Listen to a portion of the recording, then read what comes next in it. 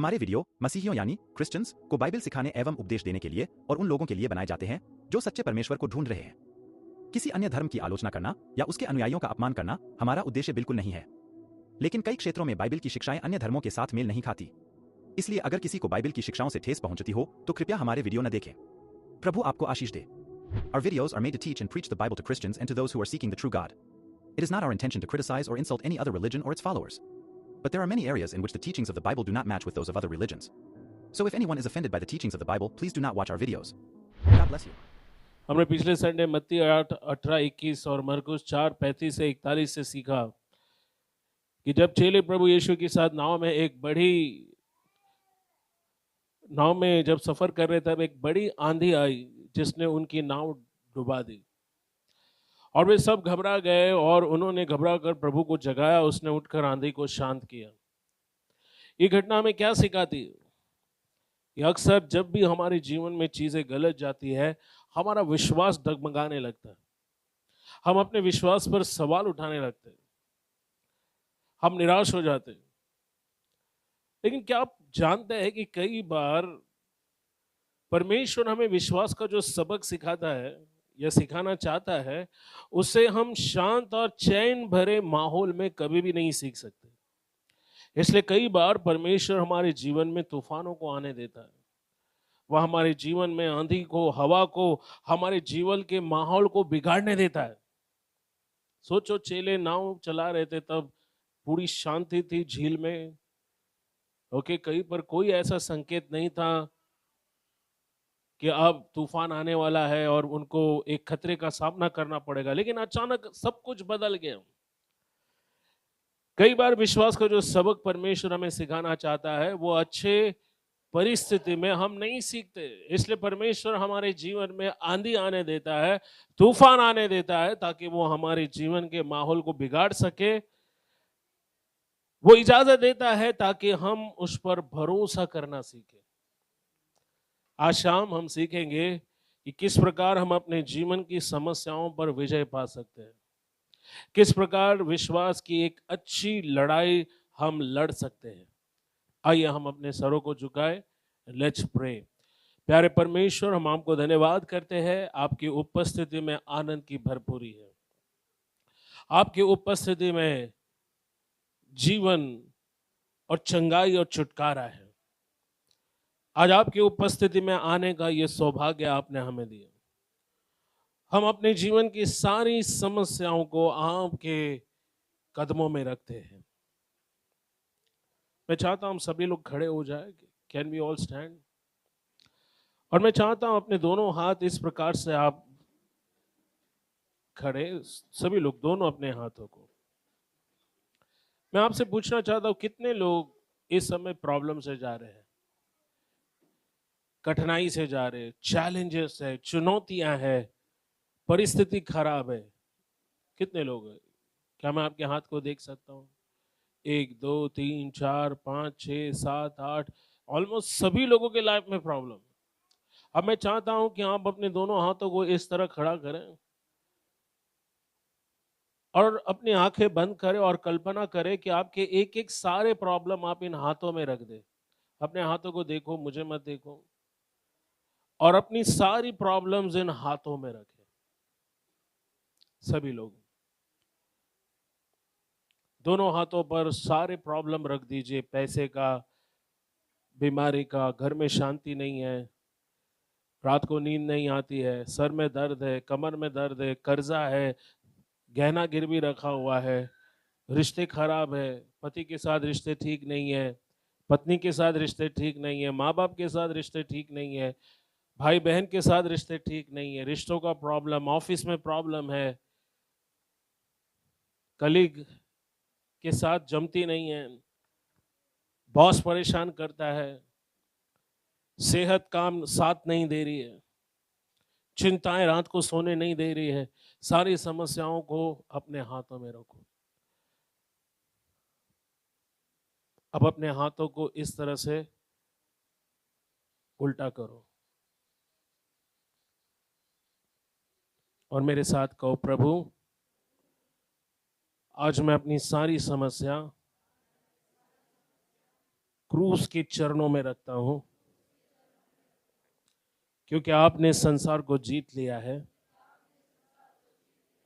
इसलिए मैं भी अपनी समस्याओं पर विजयी होऊंगा। परमेश्वर, मैं स्वीकार करता हूं इन समस्याओं को निपटने में मैं सक्षम नहीं हूं, मैं कमजोर हूं, मुझे आपकी जरूरत है। मैं विश्वास करता हूं कि आप सर्वशक्तिमान हैं, आपके लिए कुछ भी कठिन नहीं है। प्रभु यीशु, क्योंकि आपने संसार को जीत लिया है, वो विजय आप मुझे दीजिए। मेरी परिस्थितियों से, चुनौतियों से लड़ने की शक्ति मुझे दीजिए।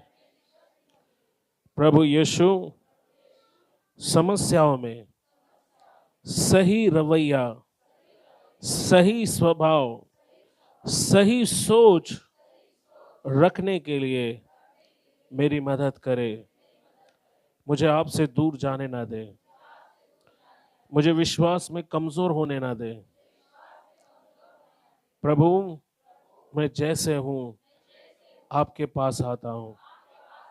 मैं अपने समस्याओं को, अपनी चिंताओं को, अपनी बेचैनी को, अपनी घबराहट को और मन में उठने वाले सारे सवालों को आपके आगे रखता हूं। आपकी शांति जो सारे समझ के परे है, मेरे मन और विचारों की रक्षा करे, यीशु मसीह के नाम में, आमीन। अभी आप अपनी जगहों पर बैठ सकते हैं, अपनी आंखें बंद रखें। परमेश्वर यीशु के नाम से इस पूरी सभा को आप चलाएं, और परमेश्वर, हम प्रार्थना करते हैं परमेश्वर, शुरू से लेकर अंत तक आप इस सभा को चलाएं। सारी गड़बड़ी को हम यीशु मसीह के नाम से बांधते। जितने छोटे बच्चे हैं, प्रभु आपकी आशीष है, उन बच्चों पर आपका अनुग्रह हो। पवित्र आत्मा और पवित्र स्वर्गदूत उन बच्चों की सेवकाई करें, और प्रभु हम सबको आप अपनी आत्मा के द्वारा सिखाएं, वचनों में दृढ़ रहने के लिए मदद करें, समस्याओं में भी हमें तुझ पे भरोसा करने के लिए मदद कर। यीशु मसीह के नाम से इस पूरे हॉल को आपके रक्त से ढक देता हूँ। हम तेरे विजय की घोषणा हर परिवार पर, हर व्यक्ति पर करता हूँ जो यहाँ पर आए हैं। यीशु के महान नाम से हम कहते हैं, और सब लोग कहेंगे।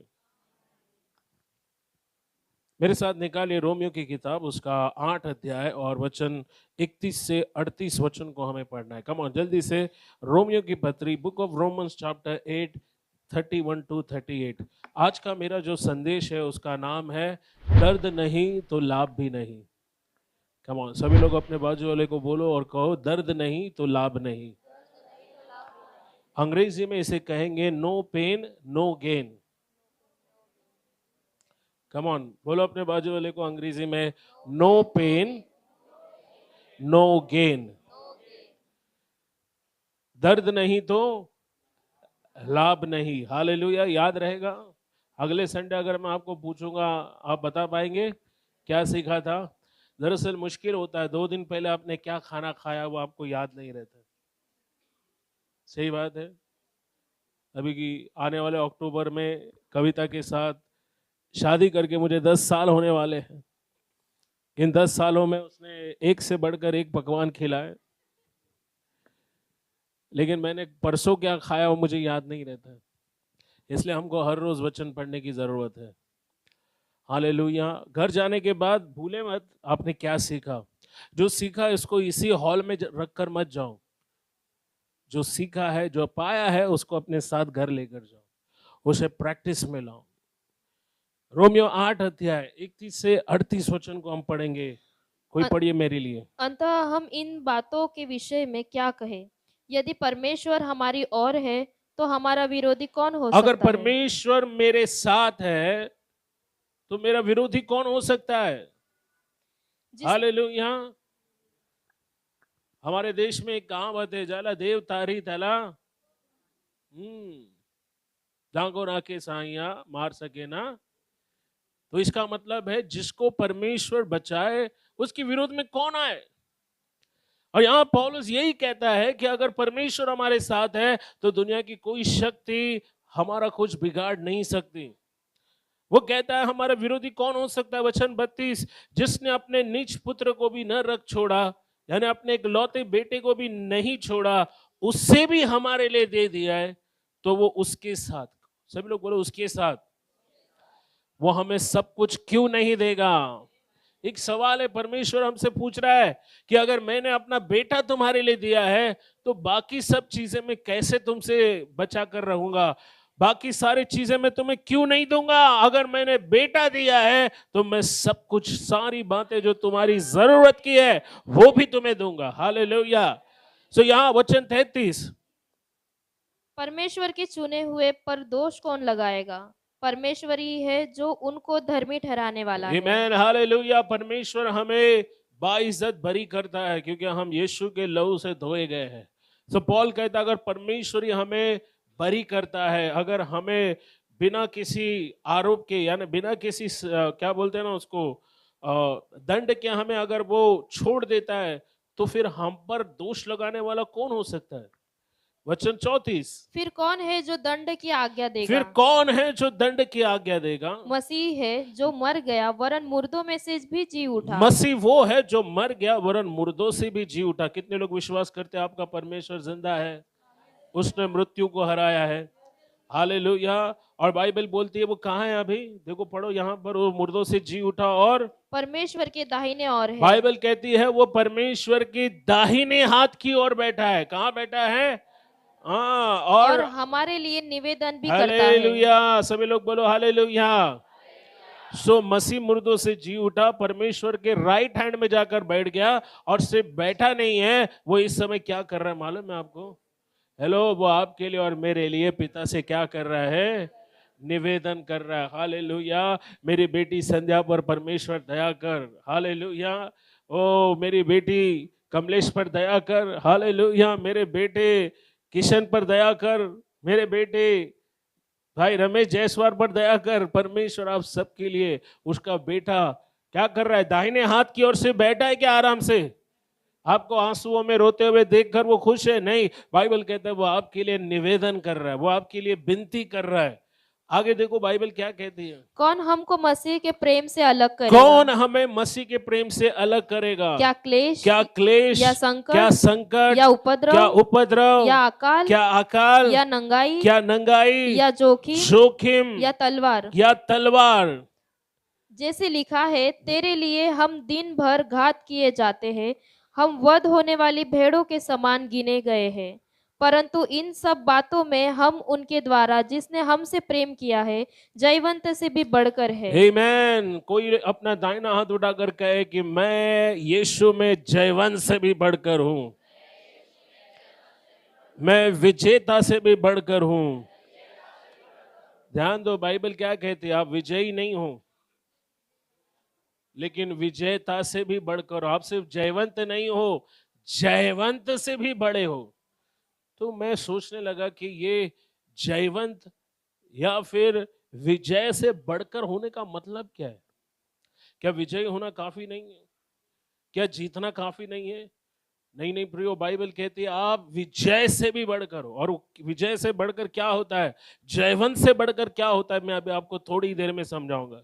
सुनो, यहां पर आगे पढ़ते हैं। बाइबल कहती है कि जिसने हमसे प्रेम किया उसमें हम विजेता से भी बढ़कर है, जयवंत से भी बढ़कर है। वचन 38, क्योंकि मैं निश्चय जानता हूँ कि न मृत्यु, न जीवन, न स्वर्गदूत, न प्रधानता, न वर्तमान, न भविष्य, न सामर्थ्य, न ऊंचाई, न गहराई, और न कोई और सृष्टि हमें परमेश्वर के प्रेम से, परमेश्वर के प्रेम से जो हमारे प्रभु मसीह यीशु में है, हाँ, अलग कर सकेगी। कम ऑन कहो, परमेश्वर के प्रेम से कोई ताकत मुझे अलग नहीं कर सकता है। देखिए, शैतान जोर लगाता है आपको उस प्रेम से अलग करने की, इसलिए वो आपकी लाइफ में प्रॉब्लम लाता है, वो आपके जीवन में आंधी और तूफानों को लाता है, वो आपके जीवन में चुनौतियों को लाता है, वो आपके जीवन में बीमारियों को लाता है, गरीबियों को लाता है, पैसों के अभाव को लेकर आता है, रिश्तों में प्रॉब्लम लेकर आता है, ताकि आप परमेश्वर से प्रेम करना, विश्वास में चलना छोड़ दे। देखिए दोस्तों, हम एक ऐसी दुनिया में जी रहे हैं जो अनिश्चित है, जो बिल्कुल भी स्थिर नहीं है। यहाँ कभी भी कुछ भी हो सकता है। मेरी पत्नी ने अभी बताया कि कोविड महामारी से होके वो बचकर आई। जब वो 8 महीने की गर्भावस्था में थी, एलाइजा उसके पेट में था, तब उसको कोविड का संक्रमण हुआ। और जब ये खबर हमको मिली, फोन आया बीएमसी से कि सर आपका रिपोर्ट पॉजिटिव आया आपकी पत्नी का। और उस समय मेरे पैरों के नीचे से जमीन खिसक गई, क्योंकि मुझे पता नहीं था क्या करना है। ओके, मुझे डर लग रहा था कि अब कहाँ से बीएमसी के लोग आएंगे, पूरे एम्बुलेंस आएंगे, उनकी फौज आएगी, मेरी पत्नी को लेकर जाएगी, वो अकेले कैसे रहेगी, उसके बिना मैं अकेला क्या करूँगा, मेरे बेटे का ख्याल कौन रखेगा। प्रभु का धन्यवाद कि परमेश्वर ने उस परिस्थिति से हमको बाहर निकाला। वो तूफान आया हमारे विश्वास को परखने के लिए, और परमेश्वर ने उस तूफान को शांत किया। देखिए, इस दुनिया में कई सारी चीजें जिस पर हमारा कंट्रोल नहीं है। आप चाहकर भी आपकी उम्र को बड़े होने से रोक नहीं सकते। जब मैं 30 साल का था, पेट में दर्द क्या होता है मुझे नहीं मालूम, क्योंकि मैंने कभी एहसास नहीं किया। लेकिन जैसे उम्र बढ़ती गई, मुझे अनुभव हुआ पेट में दर्द जब होता है तो कैसा लगता है। ओके, जब मैं 18 साल का था, आईने में रोज दिखता था मेरे बाल बहुत अच्छे। लेकिन अब जैसी उम्र बढ़ रही है, बाल तो कुछ चीजें हैं जिसको आप रोक नहीं सकते, जो आपके कंट्रोल में नहीं है। तो आप क्या करोगे? हम सभी अपने जीवन में अक्सर तकलीफों से गुजरते हैं, मुश्किलों का सामना करते हैं। हमारे पास रिश्तों को लेकर समस्या होती है, कभी पैसों की समस्या होती है, कभी बीमारी से लड़ना पड़ता है, और ऐसी समस्याएं हमारे विश्वास को हिला देती है। कई बार ऐसा लगता है कि इन समस्याओं पर विजय पाना असंभव है। कुछ समय जीवन बहुत कठिन लगने लगता है। क्या आज आप ऐसी परिस्थिति से जा रहे हो जहां आपको ऐसा लगता है कि आपके जीवन की परिस्थितियां आपको आगे आने नहीं दे रही है? लेकिन आज इस पद में पौलुस हमें उत्साहित करता है कि हमें हार नहीं मानना चाहिए, क्योंकि जिसने हमसे प्रेम किया, पौल कहता है जिसने हमसे प्रेम किया। किसने आपसे प्रेम किया?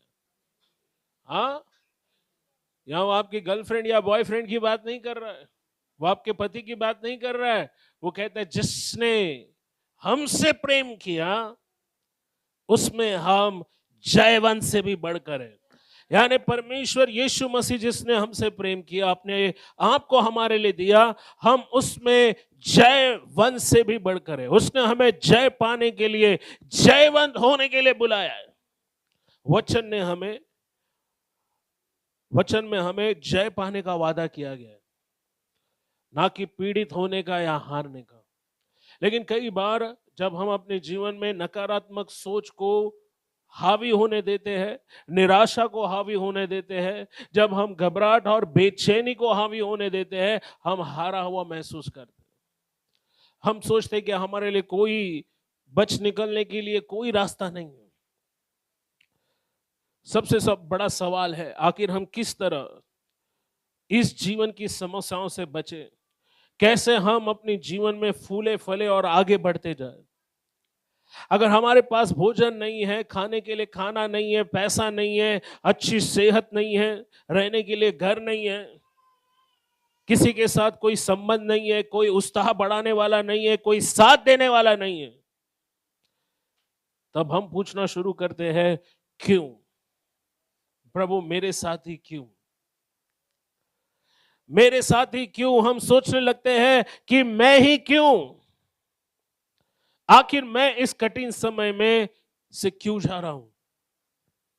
मैं तो परमेश्वर की सेवा करता हूं, उसकी आज्ञाओं को मानता हूं, फिर मेरे साथ ये क्यों हो रहा है? परमेश्वर मेरे साथ ऐसा क्यों कर रहा है? कितने लोगों के मन में ईमानदारी से ऐसे प्रश्न उठे, क्यों? क्यों? अगर मैं परमेश्वर की सेवा कर रहा हूं, उसकी आज्ञाओं में चल रहा हूं, तो परमेश्वर ऐसा मेरे साथ क्यों कर रहा है? आया सवाल? मैं जानता हूं कई लोगों के मन में सवाल आया है, लेकिन वो लोगों के सामने स्वीकार करने से ये बात घबराते। सुनिए, अगर आप और मैं, जैसा कविता ने कहा, कोविड महामारी जैसे डरावने समय को पीछे छोड़कर आज यहां तक आए हैं, अगर आज हम दुनिया के उथल पुथल होने वाली परिस्थितियों के बावजूद जीवित हैं, तो यह परमेश्वर की बड़ी दया है आपके ऊपर और मेरे ऊपर। क्या आपको मालूम है, आज हमारे भारत देश में 2.5 मिलियन यानी 25 लाख लोग कैंसर से लड़ रहे हैं। क्या आपको मालूम है 22 लाख से ज्यादा लोग हमारे देश में सड़क दुर्घटना में, एक्सीडेंट में मारे जाते हैं।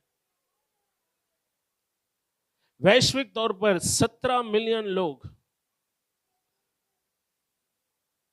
तकरीबन 1,70,00,000 लोग दिल की बीमारी से मरे, हृदय रोग से मरे। और अगर आज आप जीवित हो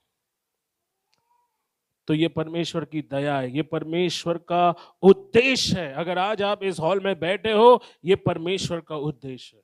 अगर आज आप घर में ना बैठकर टीवी के सामने, मोबाइल के सामने, अगर आज आप ये वचन सुन रहे हो, तो ये भी परमेश्वर का उद्देश्य है आपके लिए। अगर आज आप यहां आए हैं, अगर आप जीवित हो, प्रभु के वचन को सुन रहे हो, तो परमेश्वर का उद्देश्य है कि आप अपने जीवन में विजय से भी बढ़कर बने, जयवंत से भी बढ़कर बने। विजेता या जयवंत से बढ़कर होने का अर्थ क्या है? सुनो, यहां पर जब बाइबल कहती है जिसने तुमसे प्रेम किया है उसमें तुम जयवंत से भी बढ़कर हो, इसका मतलब क्या है? एक विजेता यानी एक विजयी व्यक्ति अपने शत्रु के उद्देश्य को नाकाम करता है, मगर विजेता से बढ़कर वो होता है जो अपने शत्रु से भी अपना उद्देश्य पूरा कराता है। उसको बोलते हैं विजय से बढ़कर, विजेता से बढ़कर। एक विजेता वो होता है जो अपने दुश्मन पर प्रहार करता है, मगर विजेता से भी बढ़कर वो होता है जो अपने शत्रु को अपना दास बना लेता है। पौलुस कहता है परमेश्वर के प्रेम से हमें क्या जुदा कर सकता है, क्या अलग कर सकता है?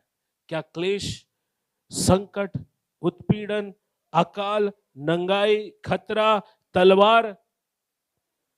वचन कहता है कुछ भी नहीं। बोलो, कुछ भी नहीं। सुनो, यहां पर जब परमेश्वर के वचन का प्रचार हुआ, जब कलीसिया बढ़ने लगी, जब विश्वासी लोग वचन में बढ़ने लगे, तब उन पर सताव आया, उन पर उपद्रव आया और उनको अपनी जान बचाकर भागने के लिए यहां वहां भागना पड़ा। आप कल्पना नहीं कर सकते, आज अगर हमारे पास प्रोजेक्टर होता, मैं आपको दिखाता कि पहले शताब्दी के विश्वासी जो थे, उनको अपने विश्वास के लिए कितना सहना पड़ा। उनको अपनी जान बचाने के लिए जमीन की दरारों में, गुफाओं में जाकर छुपना पड़ा। उनको बेघर होना पड़ा। उनके पास कमाने का कोई जरिया नहीं था।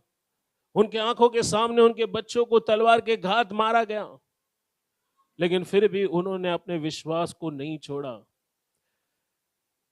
सुने, यहां पर इसलिए पौलुस कहता है ऐसा क्या है जो हमें परमेश्वर के प्रेम से अलग कर सकता है? क्या मृत्यु का डर भी हमें परमेश्वर से अलग नहीं कर सकता? भूखमरी, नंगाई, क्या ऊंचाई, गहराई, स्वर्गदूत, शैतान, कुछ भी हमें परमेश्वर के प्रेम से अलग नहीं कर सकता।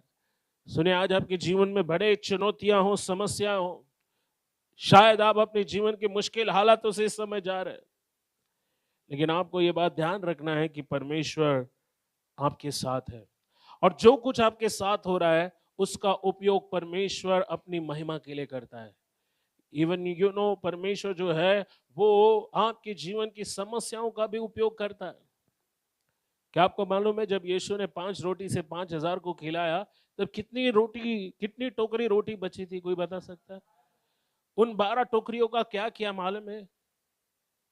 जब 5,000 की भीड़ ने रोटी खा ली, उसके बाद जो 12 टोकरी बचे थे, यीशु ने क्या कहा अपने चेलों से? जाओ और उनको क्या करो, इकट्ठा करो, कि कुछ भी जाया नहीं जाए, व्यर्थ नहीं जाए। सो परमेश्वर आपकी जीवन की समस्याओं को भी वेस्ट जाने नहीं देता है। आप जिन परिस्थितियों का इस्तेमाल करते हैं, परमेश्वर उसका इस्तेमाल भी अपनी महिमा के लिए करता है। आपके दर्द का भी इस्तेमाल अपनी महिमा के लिए करता है। जिस पीड़ा से आप जाते हैं उसके लिए भी परमेश्वर महिमा को उत्पन्न करता है। सुनो, मैं आपको एक कहानी बताना चाहता हूं। एक फौजी था जो यीशु पर विश्वास करता था, और वो परमेश्वर से इतना प्रेम करता था कि जहां वो जाता था वो सिर्फ प्रभु के नाम लेता था, प्रभु को महिमा देता था। हमेशा वो कहता, यीशु ने ये किया, यीशु ने वो किया, यीशु इतना महान है, यीशु जैसा कोई नहीं है। हर रोज उसके साथी जो थे उसकी बात को सुनकर जो है वो गुस्से में आ जाते। ये क्या, ये बार बार रोज रोज यीशु यीशु करता है, बार बार ये यीशु की महिमा करता है। तो एक दिन उसके साथियों ने सोचा कि चलो आज हम इसको सबक सिखा के रहेंगे, ये बार बार यीशु यीशु करता है, चलो आज इसका बोलती बंद करते हैं। तो उनका जो उनके जो ग्रुप में जो लोग थे वो इकट्ठा है, उन्होंने एक योजना बनाई। उन्होंने कहा, ये बंदा जो है इसको हम जानते हैं, इसको गाड़ी चलाना नहीं आता है, तो चलो हम इसको गाड़ी चलाने के लिए दे, और कहे अगर तेरा यीशु सच में जिंदा है तो तू गाड़ी चला कर दिखा। और जब ये बंदा फिर से आया, वो अपने बटालियन में आया, तो बटालियन में जो सैनिक थे उन्होंने फिर सुना उसको यीशु यीशु करते हुए। तब उन्होंने कहा, ए बच्चे इधर आ, तो हमेशा यीशु यीशु कहता है, क्या तेरा यीशु कुछ भी कर सकता है? उसने कहा, हाँ, अगर आप विश्वास करो यीशु कुछ भी कर सकता है। तो उसने कहा, ठीक है। उस बटालियन के ग्रुप कैप्टन ने उसे कहा, इधर आ, अगर तेरा यीशु सच में इतना महान है ना, जब वो जीप ले और जीप का एक राउंड चक्कर मार के आ। अब ये आदमी घबरा गया क्योंकि उसने कभी ड्राइविंग सीखी नहीं थी, उसको गाड़ी चलाना आता नहीं था। लेकिन क्योंकि अभी उसने यीशु की गवाही दी, यीशु की महिमा की, तब वो अपने शब्दों से पीछे नहीं हट सकता। उसने घबराते हुए अपने मन में प्रार्थना किया, प्रभु अगर आज मैं ये गाड़ी नहीं चला के दिखाया तो ये लोग कभी आप पर विश्वास नहीं करेंगे, ये लोग कभी ये नहीं मानेंगे कि सच में आपके लिए कुछ भी असंभव नहीं है। उसके पसीने छूटने लगे क्योंकि उसको पता नहीं था वो गाड़ी कैसे चलाए, क्योंकि उसने जिंदगी में कभी गाड़ी नहीं चलाई थी। कमांडर ने उसको चाबी दी, बोला जाकर उस गाड़ी को चालू कर, और अगर तूने एक राउंड एक चक्कर लगाकर गाड़ी जहां है वहीं पर लाकर खड़ा कर दिया तो हम मान जाएंगे कि तेरा यीशु महान है। इसके पसीने छूट गए, ये हाथ पैर उसके कांपने लगे। उसने कैसे वो चाबी ली, और चाबी जब उसने इंजन में डाली तो उसने प्रार्थना की, प्रभु आज मेरी लाज रखना, क्योंकि इन लोगों के सामने मैंने तुझे ऊंचा उठाया, लेकिन अगर आज मैं ये गाड़ी चलाकर वापस इसी जगह पर लाकर खड़ा नहीं किया तो प्रभु तेरे नाम की निंदा होगी, बस बचा ले मुझे। और उसने जैसे ही गाड़ी स्टार्ट की, एक ऐसा सामर्थ्य उसके ऊपर उतर कर आया, उसको एक अजीब कॉन्फिडेंस मिल गया। उसने स्टीयरिंग पकड़ी और वो जीप चलाते हुए एक बड़ा चक्कर मारकर वो जीप वापस उसी जगह पर लाकर खड़ा कर दी। और सभी उसके बटालियन के सारे जवान तालियां पीटने लगे और उन्होंने उसका हौसला अफजाई किया। जब वो जीप से उतरकर नीचे आया, उसने देखा वो कैप्टन की आंखों में आंसू थे, और उसने पूछा, सर आपको क्या हो गया, आप क्यों रो रहे हो? तो उस कैप्टन ने जवाब दिया, हम सब इसलिए रो रहे हैं, आज हमने सच में देखा कि यीशु महान है। हम सब जानते थे कि तुझे गाड़ी चलाना नहीं आता है, और इसीलिए हमने तुझे गाड़ी चलाने के लिए चाबी दी, लेकिन तुझे ये नहीं पता कि जिस जीप में तू बैठा था उस जीप में इंजन ही नहीं था। और सच में तेरा यीशु महान है कि बिना इंजन के भी वो जीप चलाकर तूने वापस उसी जगह पर वो गाड़ी खड़ी की।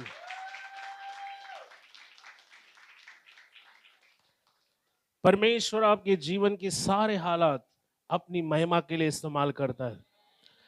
दूसरा कोरिन्थियों 4:17 में बाइबल कहती है कि जिस पति जीवन में हम जीते वहां पर हल्का सा पल भर का क्लेश हमारे लिए अनंत महिमा को उत्पन्न करता है। पढ़िए दूसरा कोरिन्थियों 4 अध्याय और वचन 17 को। क्योंकि हमारा पल भर का हल्का सा क्लेश क्योंकि हमारा पल भर का हल्का सा क्लेश, हमारे लिए बहुत क्लेश, ही सभी लोग बोलो क्लेश, क्लेश। यीशु ने क्या कहा? इस संसार में तुम्हें क्या होगा? इस संसार में तुम्हें क्लेश होगा, इस संसार में तुम्हें प्रॉब्लम का सामना करना पड़ेगा, इस संसार में तुम्हें हर दिन संघर्षों से सामना करना पड़ेगा, लेकिन ढांढस बांधो, मैंने संसार को जीत लिया। सो पॉल कहता है कि इस संसार में पल भर का हल्का सा क्लेश हमारे लिए बहुत ही महत्वपूर्ण और अनंत महिमा उत्पन्न करता हमारे जाता लिए है। बहुत ही महत्वपूर्ण, सभी लोग बोलो बहुत ही महत्वपूर्ण, अनंत महिमा उत्पन्न करेगा। हेलो, किसके लिए महिमा उत्पन्न करेगा? देखो यहां पर परमेश्वर के लिए नहीं बोला गया है, यहां लिखा है हमारे लिए महिमा उत्पन्न करेगा। क्या उत्पन्न करेगा? जब आप समस्याओं से जाओगे, क्लेश से जाओगे, तकलीफों से जाओगे, चुनौतियों से जाओगे, जब आप नाना प्रकार की मुसीबतों से जाओगे, कष्टों से जाओगे, तब वो आपके लिए अनंत महिमा को, बड़े महत्वपूर्ण महिमा को उत्पन्न करेगा। सुनो, यहां पर परमेश्वर बोल रहा है वेलकम टू द जिम। परमेश्वर की जिम में आपका स्वागत है। जानते परमेश्वर का जिम क्या है? हेलो, परमेश्वर का जिम क्या है मालूम है आपको?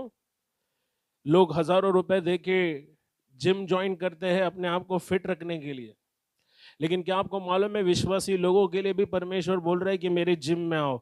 और परमेश्वर का जिम क्या है मालूम है आपको? जो तकलीफ, जो क्लेश, जो समस्याएं, जीवन के जो थपेड़े आपको बहुत बोझ लगते हैं, वो एक्चुअली कुछ नहीं, परमेश्वर का जिम है। परमेश्वर आपके मांसपेशियों को मजबूत कर रहा है। जब आप जिम में जाते हो, आप बड़ा सा वजन उठाते हो, मांसपेशी दुखने लगता है, हाथों में दर्द होने लगता है, बाजुओं में दर्द होता है, और पहले दिन जब आप जाते हो आपकी हालत खराब हो जाती है। लेकिन जब आप दृढ़ निश्चय करते हो, दूसरे दिन वापस जाते हो, फिर से वजन उठाते हो, तब दर्द थोड़ा हल्का लगने लगता है। तीसरे दिन जाते हो, फिर से आप वजन उठाते हो, फिर से कसरत करते हो, फिर से कवायद करते हो, और आपका दर्द क्या होता है? एक थोड़े दिन के बाद वो दर्द ही चला जाता है। और फिर बाद में आप क्या करते हो? 10 किलो वजन पहले उठा रहे थे, अभी और 10 किलो उसमें डाला, यानी आप वो भार उठाकर अपनी मांसपेशियों को क्या कर रहे हो? विश्वासी लोग इन दिनों कमजोर क्यों हो रहे मालूम है? क्योंकि वो जिम नहीं जा रहे, परमेश्वर के जिम में। हेलो, जो तकलीफ, जिस समस्याओं से आप जा रहे हो, निराशा से, दुखों से, कठिन परिस्थितियों से, जेब में पैसे नहीं है, पर्स खाली पड़ा है, घर में खाना आज मिलेगा कल मिलेगा क्या नहीं मालूम नहीं, लेकिन परमेश्वर ऐसी परिस्थितियों से आपको लेकर जाता है ताकि वो आपको सिखा सके कि आप उस पर भरोसा रखते हुए, विश्वास रखते हुए कैसे जिए।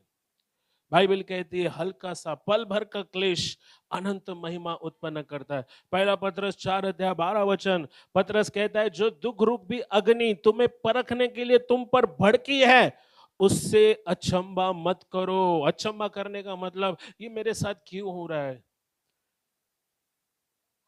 बच्चा बीमार था, उसको दवाई लिया, वो अच्छा हो गया, माँ बीमार पड़ गई, माँ अच्छी हो गई, सांस बीमार पड़ गई, सांस बीमार, लड़का फिर से बीमार पड़ गया। एक बुरी खबर नहीं आई कि दूसरी बुरी खबर आई। कंपनी से मेमो आ गया, तुम्हारा डिमोशन हो गया, तुम्हें से कल से आने की जरूरत नहीं। बैंक से मैसेज आता है आपका EMI चूक गया है, आपको जल्द से जल्द बैंक आना है। सोचो कितनी सारी टेंशन से आपको गुजरना पड़ता है, लेकिन यही सारे आपकी विश्वास की मांसपेशियों को मजबूत बनाता है।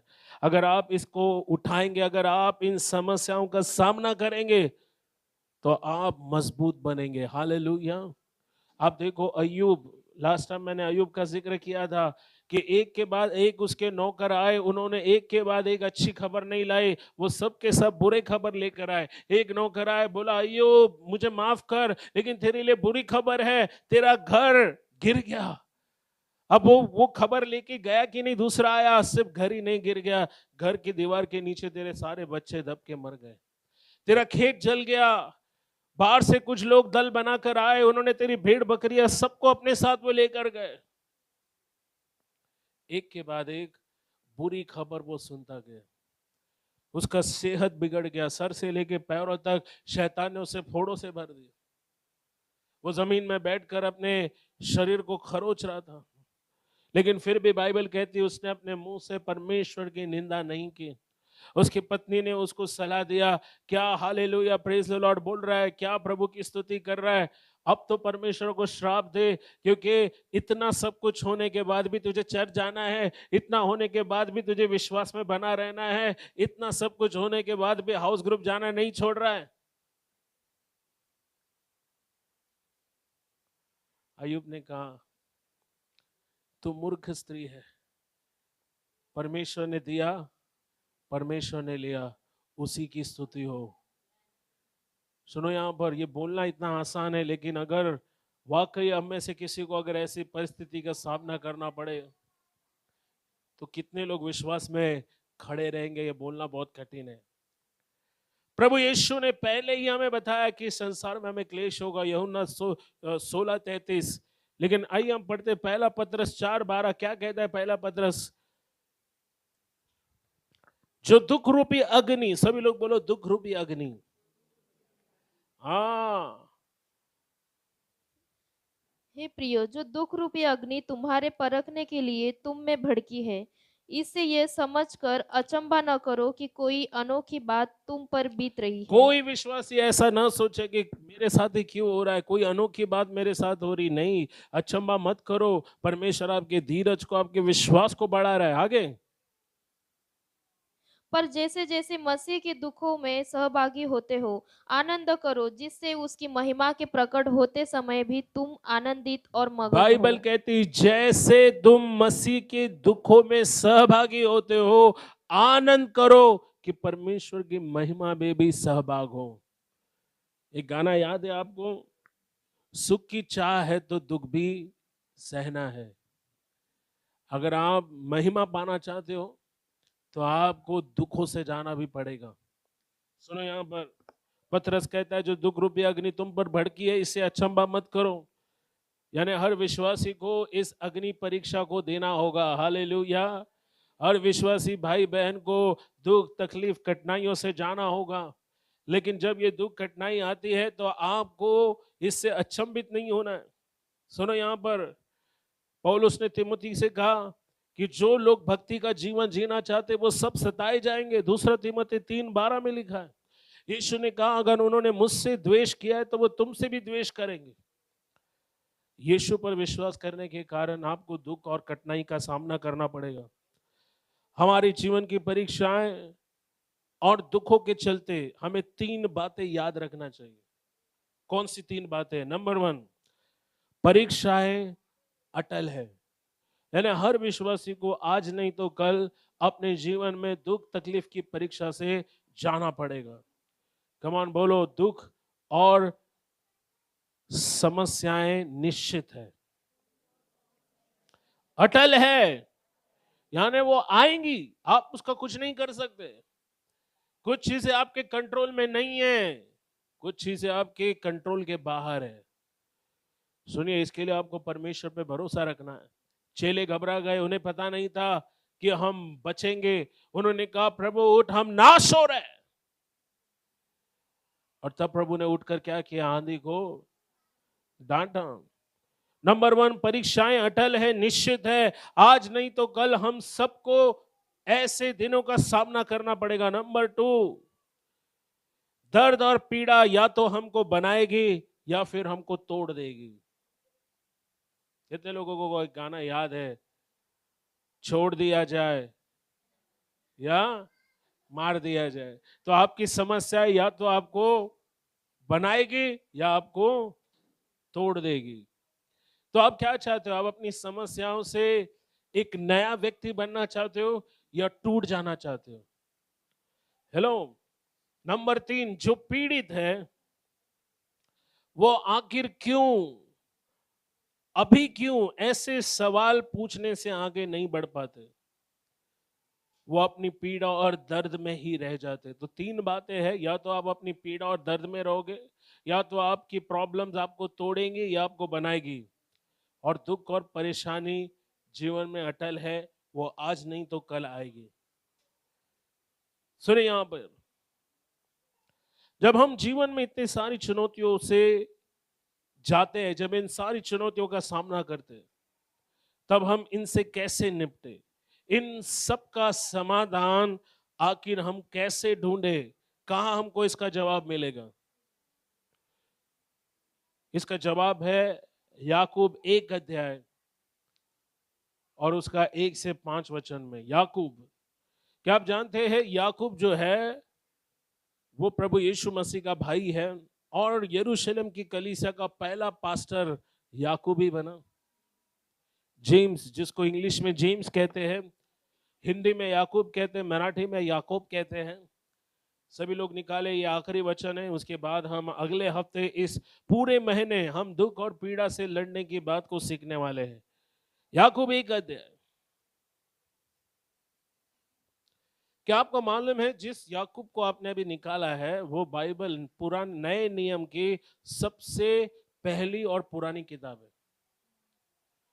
जो 4 सुसमाचार है, उन 7 सुसमाचार लिखे जाने के पहले याकूब की किताब लिखी गई। हेलो, याकूब की पुस्तक नए नियम की पहली और सबसे पुरानी पुस्तक है। याकूब 1 अध्याय। ओके, अब याकूब ने ये पुस्तक लोगों को उत्साहित करने के ध्यान से लिखा। उसका संदेश था कि वो दूसरों को आशा दे। अब पास्टर होने के नाते कई बार हम कई सारे लोगों से मिलते हैं, बहुत सारे कठिन लोग हैं जिनके साथ मतलब जिनको समझा पाना बहुत मुश्किल है, क्योंकि पास्टर होने के नाते कई बार मैं जानता हूं लोग कौन सी लेवल पर है, हम क्या बात उनको समझाना चाहते, कई बार वो उनके दिमाग में नहीं चढ़ पाती, तो हमको कुछ नहीं कर सकते, बस उनके लिए प्रार्थना कर सकते। सो यहां पर याकूब पहली कलीसिया का पास्टर बना जो यरूशलेम में थी, और आप देखो उसकी अगुवाई में कलीसिया इतनी तेजी से बढ़ने लगी कि पूरे यरूशलेम से 50,000 लोग कलीसिया में जुड़ गए। याद है ना, पेंटेकोस्ट के दिन रिवाइवल आया, पतरस की एक भाषण से 3,000 लोगों का मन बदला, फिर 5,000, फिर आधा शहर कहां था? कलीसिया में था। 50,000 लोग बचाए गए। लेकिन इससे जो नगर के अधिकारी थे वो बहुत नाराज हो गए। यहूदी लोग भी बहुत नाराज हो गए, क्योंकि यहूदी धर्म से कई लोग मसीह बनने लगे। आज जैसा हमारे देश की हालत है ना, कई लोग मसीह का विरोध क्यों कर रहे हैं? क्यों बोल रहे हैं कि अरे जिसको देखो वो सब मसीह को अपना रहे, सब मसीह बन रहे हैं। तो उस समय भी यही हाल था। उस समय जो अधिकारी थे वो नाराज हो गए, और इससे क्या हुआ? कलीसिया पर उपद्रव हुआ, कलीसिया पर सताव आया। जो यहूदी लोग इस बात से खुश नहीं थे, उन्होंने भी विश्वासियों को पकड़कर मारना शुरू किया। अब सता और तकलीफ से बचने के लिए लोग अपनी जान बचाकर यहां वहां भागने लगे, यहां वहां जाने लगे, छिपने लगे। कई लोगों का रोजगार, काम धंधा छूट गया। लोगों को मालूम नहीं था कैसे जीवन जिए। नाना प्रकार की परीक्षाएं उनके सामने थी। बच्चों को क्या खिलाएंगे, कहां जाकर रहेंगे, अगर पकड़े गए तो मारे जाएंगे, गला कटेगा, जेल में डालेंगे। उन दिनों रोम के लोग विश्वासियों को पकड़कर एक बड़े मैदान में फेंकते थे, और ये रोमी लोग भूखे जानवर जैसे सिंह और शेर को कई दिन तक वो लोग भूखा रखते थे। और विश्वासी लोगों के समुदाय को जो है वो रोम के लोग तमाशा के रूप में उनको जमा किया जाता था, और लोग बैठकर तमाशा देखते थे कि कैसे ये भूखे जानवर विश्वासी मसीहों के ऊपर वो जो है टूट पड़ते थे, उनकी चीर फाड़ करते थे। इस तरह विश्वासी लोगों को, प्रथम शताब्दी के विश्वासी लोगों को अपनी विश्वास का इम्तिहान देना पड़ा, परीक्षा देना पड़ा। और ऐसे हालत में याकूब उनसे लिखता है इस पुस्तक में, देखो क्या लिखा है। पहले वचन में वो लोगों को नमस्कार करता है, अभिवादन करता है, लेकिन वचन 2 में वो काम की बात करता है। वचन 2 से हम लोग पढ़ेंगे। हे याकूब 1 अध्याय वचन 2 को पढ़ो। हे मेरे भाइयों, जब तुम नाना प्रकार की वो परीक्षाओं में कहता है, पड़ो मेरे भाइयों, जब तुम नाना प्रकार की समस्याओं से जाओ, तो इसको पूरे आनंद के बाद समझो। ओ हालेलुया। वो कहता है इसको क्या समझो। देखो ये संसार आनंद कब मनाता है? जब कुछ अच्छी बातें होती है। लेकिन यहाँ याकूब कहता है जब तुम प्रॉब्लम से जाते हो, नाना प्रकार के सताव से जाते हो, तब आनंद करो। क्या आनंद मनाना इतना आसान है? हाँ, जब आपका बेटा बीमार है, जब आपकी मेडिकल रिपोर्ट खराब आती है, जब आपकी नौकरी चली जाती है, जब मालूम नहीं है कि राशन कैसे भरे, बिजली का बिल कैसे भरे, घर का किराया कैसे भरे, याकूब कहता है क्या करो, क्या करो? जब आजू बाजू वाले आप पर हंस रहे हैं, याकूब कह रहा है क्या करो, क्या करो? नहम्याह 8:10 कहता है प्रभु का आनंद तुम्हारी। सो जब तुम आनंद नहीं बनाते हो, आप कमजोर पड़ते जाते हो। आप विश्वासी होने के नाते कमजोर पड़ते हो, आप आत्मिक रूप से कमजोर पड़ते हो। इसलिए याकूब कलीसिया से कहता है जब तुम नाना प्रकार की परीक्षाएं, सभी लोग बोलो परीक्षाएं, तकलीफों से, संकटों से जाते हो, तुम क्या करो, क्या करो? तुम इसे आनंद की बात समझो। हाँ पढ़ो आगे। यह जानकर कि तुम्हारे विश्वास के परखे जाने से धीरज उत्पन्न होता है। तुम्हारे विश्वास के परखे जाने से क्या उत्पन्न होता है? क्या उत्पन्न होता है? सो जब आप समस्याओं में जाते हो, सुनो यहां पर, आपके अंदर परमेश्वर धीरज को लाता है। क्या लेकर आता है? हमारे देश में कहावत है, धीरज का फल क्या है? वो कड़वा नहीं है। धीरज का फल क्या है? लेकिन ये धीरज का फल कैसे परमेश्वर आपके अंदर लाता है? वो आपको कैसे लाता है? धीरज परीक्षा में छोड़ देता है। जा एल्विस, आज तुझे ये परीक्षा देनी पड़ेगी। रंजना, आज तुझे ये परीक्षा देनी है। हेलो, बाइबल कहती है धीरज कैसे आएगा? जब आप नाना प्रकार की परीक्षाओं से, दुखों से, कठिनाई से जाते हो। आगे। पर धीरज को अपना पूरा काम करने दो। बाजू वाले को बोलो धीरज को अपना पूरा काम करने दो। धीरज को अपना पूरा काम करने दो। क्यों करने दो? कि तुम पूरे और सिद्ध हो जाओ, ताकि तुम पूरे सिद्ध हो जाओ, और तुम में से किसी बात की घटी ना रहे। और तुम में किसी बात की कमी। जब कविता मेकअप करती है और मैं उसको देखता हूं, तो मुझको पूछती कुछ कमी तो नहीं है? मेरी पत्नी शर्मा रही है। फिर मैं उसको बोलता हूं नहीं, आज बहुत अच्छी दिख रही है, कोई कमी नहीं है। विश्वासियों के जीवन में कमी कब आएगी मालूम है? जब आप परीक्षा से जाने से इनकार करोगे। बाइबल कहती परीक्षाओं से, समस्याओं से धीरज उत्पन्न होता है, और जब धीरज अपना काम करता है, तब आपके अंदर कोई कमी, बोलो कोई कमी। बोलते ना हम लोग, कई बार झगड़ा होता है तो पति पत्नी बोलती मुझ में क्या कमी है? हाँ, क्या कमी है मुझ में? परमेश्वर आपके जीवन से सारी कमियों को दूर करना चाहते हैं। सो इसलिए वो आपको क्या करता है? प्रॉब्लम से, समस्याओं से, चैलेंजेस से जाने देता है, ताकि आप में किसी बात की कमी ना रहे। हालेलुया। हाँ, धीरज को अपना पूरा काम करने दो, ताकि तुम में किसी बात की कमी ना रहे। आगे। पर यदि तुम में से किसी को बुद्धि की घटी हो, हाँ, तो परमेश्वर से मांगे, जो और किससे मांगे? सो देखो यहाँ पर परमेश्वर का वचन कहता है अगर आपको बुद्धि नहीं है तो बुद्धि किससे मांगे? ये बुद्धि आपको मदद करती है कि आप अपने जीवन को एक नए दृष्टिकोण से देखें। कई बार प्रॉब्लम में या तो आप परमेश्वर से दूर चले जाएंगे, लेकिन अगर आप समझदार हो तो आप प्रॉब्लम्स और समस्याओं को परमेश्वर के दृष्टिकोण से देखेंगे। कि सारी चीजें, चाहे फिर वो अच्छे के लिए हो बुरे के लिए हो, वो मेरे जीवन में क्या प्रकट करती है? भलाई को प्रकट करती है। कविता ने वचन लाया ना, रोमियो 8:28 क्या कहता है? सारी बातें, बोलो सारी बातें मेरे जीवन में भलाई को उत्पन्न करती है। सो जब आप परमेश्वर के आनंद को खो देते हो तो आप कमजोर हो जाते हो। याकूब कहता है हार मत मानो, परमेश्वर की स्तुति करो, हालेलुया। धीरज को अपना पूरा काम करने दो ताकि तुम में किसी चीज की कमी नहीं रहे। अब धीरज का क्या मकसद है? धीरज को ग्रीक भाषा में टेलियोस कहा गया है। क्या कहा गया है? सभी लोग जोर से बोलो, टेलियोस। टेलियोस का मतलब है किसी चीज की कमी नहीं रहना। हालेलुया। देखो, यूनानी लोग बुद्धि को बहुत महत्व देते थे। बुद्धि क्यों महत्वपूर्ण है? उनके हिसाब से जो बुद्धिमान है उनको पता है कि जीवन कैसे जीना चाहिए। इसलिए याकूब कहता है अगर तुम में से किसी को बुद्धि की कमी है वो क्या करे?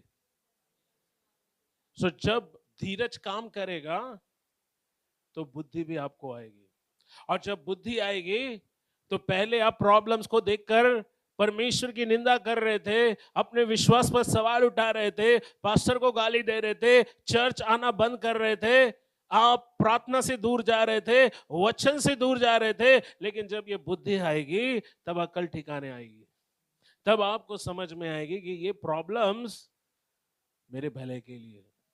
एरियल का एडवर्टाइज देखा है ना, दाग अच्छे हैं। हाँ, अभी बत्ती जल रहा है सबका, बोलो समस्याएं अच्छी है। सारा पीड़ा, हर प्रकार का दर्द बुरा नहीं होता है, दर्द भी अच्छा होता है। जो मर्द है उसको दर्द होता है, लेकिन बहने, प्रभु में ना तो कोई स्त्री है ना कोई पुरुष, हम सब एक है। दर्द अच्छा है, बोलो दर्द अच्छा है। क्योंकि जब दर्द होगा मांसपेशी क्या होगी? मजबूत होगी। सो आप सबका स्वागत है परमेश्वर की जिम में। अगले हफ्ते हम इसको कंटिन्यू करेंगे। आइए हम खड़े हो जाए और बोलो दर्द अच्छा है। अपने बाजू वाले को बोलो दर्द अच्छा है।